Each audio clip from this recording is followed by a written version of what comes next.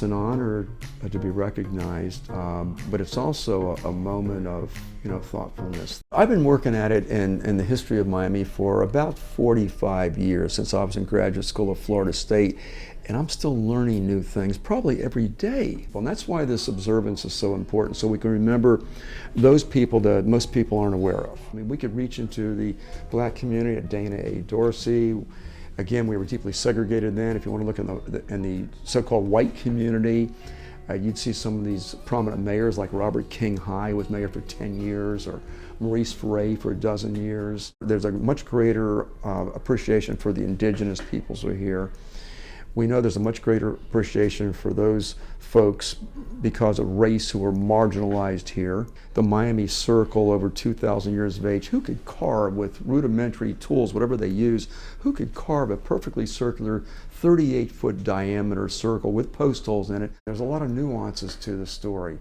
Yeah, Europeans came over, and yeah, Europeans transformed the area. We know that, but there was a lot more here before they came over, and also while they were here, that added to the history and the culture of this area.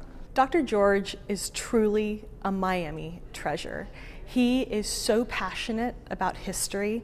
His uncanny ability to share stories that are so engaging make him the most unique person I know. We've also had these wonderful epics, and the epics would be 1896 and the founding of a city in a wilderness, the great real estate boom of the mid-1920s that took a frontier settlement with a five-star hotel, which was a complete aberration, and brought it into an emerging metropolitan area. World War II, when we had men and women in uniform from everywhere training here, including Chinese and Soviet naval personnel, because we were allied with them during the war. I feel like most people that lived in this city, the city of Miami, have contributed to its changes, its character, its culture, its history.